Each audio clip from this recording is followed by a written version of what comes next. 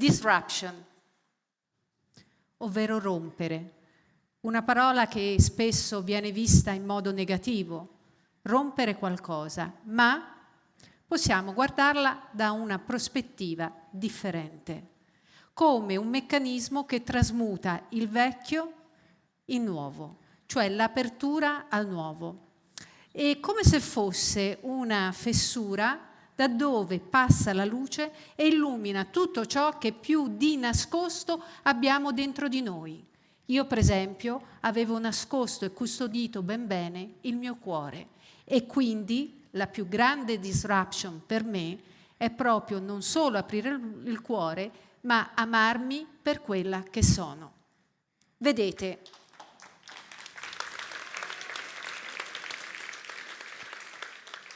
io non mi sono mai sentita abbastanza bella, abbastanza brava, abbastanza intelligente, abbastanza coraggiosa. E quindi, se non ero abbastanza, chi poteva amarmi? Certamente non gli altri, ma soprattutto non io.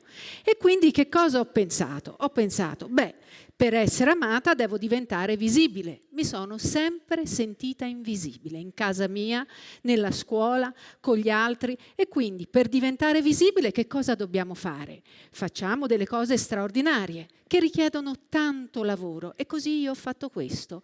A 18 anni sono andata negli Stati Uniti, ho inseguito il sogno del cinema e ho lavorato duro fino ad arrivare ad ottenere i successi, applausi, riconoscimenti, premi. Ho detto, finalmente ora io sarò felice perché mi ameranno tutti e conseguentemente mi amerò anch'io. Purtroppo mi sbagliavo. Quel vuoto dentro di me era uguale, anzi pure più grande, e continuava in modo assillante a entrare dentro la mia testa: non sei abbastanza, non sei abbastanza. E per di più, avendo fatto tante cose, ora l'asticella si era alzata.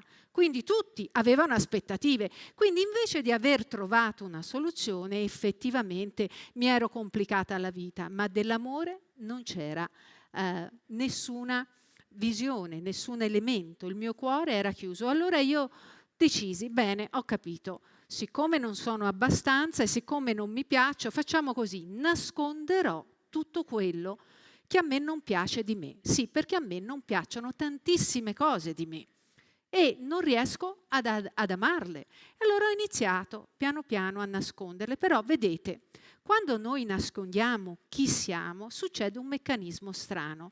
Oltre che nascondere ciò che non ci piace, piano piano il cuore inizia a chiudersi e le emozioni incominciano a essere sempre più represse. Così io che cosa facevo? Dovevo essere una super donna, non volevo far vedere la mia vulnerabilità, che era una cosa che pensavo che fosse brutta, non volevo far vedere le mie paure, le mie debolezze, ma allo stesso tempo stavo chiudendo tutte le mie emozioni. Mi sentivo quasi morta, al punto che non sentivo più il battito del mio cuore.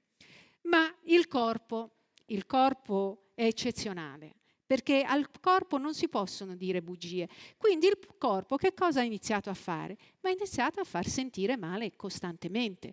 Quindi, ad esempio, facevo un errore? Allora me la rifacevo con tutti, ma sapete soprattutto con chi? Con me stessa. E allora il corpo rispondeva. E giù che andavo a vomitare, mal di testa, medicine, malattie che anche i dottori non capivano cosa fossero. Insomma, facevo passare tutto dentro di me e creavo questo dolore, perché era un dolore che io avevo dentro e che in qualche modo voleva uscire. Poi la vita ti sorprende sempre. E un giorno io ho conosciuto un bambino cicciottello di nome Ciro, aveva 11 anni, il quale arrossiva subito appena si emozionava. E io rimasi colpita da questa cosa, in quanto io le emozioni, come sapete, le tenevo ben nascoste. Questo bambino viveva in un'isola del sud Italia, piccolina, dove non c'erano altri bambini. Sapete perché? Perché gli altri genitori decisero di portare le loro famiglie e conseguentemente i figli in terraferma per dare un'opportunità migliore proprio alla famiglia e ai figli. Ma la famiglia di Ciro no, decise di rimanere in questa piccola isola e quindi Ciro si ritrovò ad essere l'unico bambino in un'isola. Lui mi disse: guarda, è un inferno stare solo con adulti, non pensare che sia qualcosa di divertente. Quando io andai a trovare la famiglia di Ciro per motivi lavorativi, mi ricordo benissimo che quando suonai il campanello arrivò di corsa a aprirmi la porta questo ragazzino e arrossì di colpo e poi mi disse: oh no, un altro adulto. Infatti lui si aspettava un bambino o una bambina. Ma l'energia di Ciro era così vitale, così forte, i suoi occhi luccicavano, che io gliela volevo quasi rubare, ma non ci riuscivo e stavo sempre appiccicata a lui.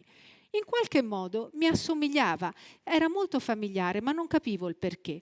Poi un giorno Ciro mi disse: ti devo far vedere un quadro bellissimo. Beh, così bello non mi sembrava, però ovviamente a un bambino io gli ho risposto: veramente bello. E lui mi disse: che cosa vedi? Ciro, cosa vedo? Vedo un puntino nero. Ah, ecco, lo sapevo. Come lo sapevi? Sì, sei un adulto e tutti gli adulti mi hanno detto un pallino nero. Dico: perché scusa, tu Ciro che cosa vedi? Ma come che cosa vedo? Vedo la vastità del bianco. Io poi dovetti andare via, ma la voce di Ciro mi rimase dentro, la vastità del bianco. E allora iniziai a vedere non sempre i pallini dentro di me, ma iniziai a vedere anche il bianco. E nacque un meccanismo straordinario, perché dovete sapere che noi siamo l'uno lo specchio dell'altro. Quindi quando iniziai a vedere del bianco dentro di me e i pallini li vedevo meno, paradossalmente le vedevo anche nel resto delle persone, anche quelle che non sopportavo. Allora dissi: mamma mia, allora mi devo concentrare solo sul bianco, perché così facendo io sto iniziando ad amare me e ad amare gli altri. Beh no, rispose Ciro, assolutamente no. Ragiona, ma perché gli adulti non sono così intelligenti?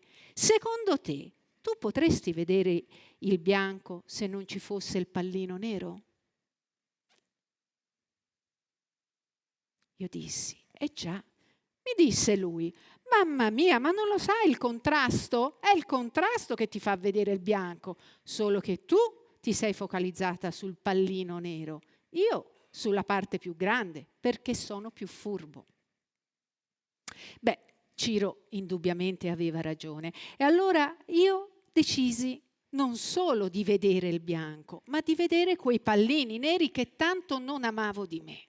E dissi: ma forse proprio così male non sono. Forse devo cambiare la prospettiva. Ebbene sì, è sempre una questione di prospettiva.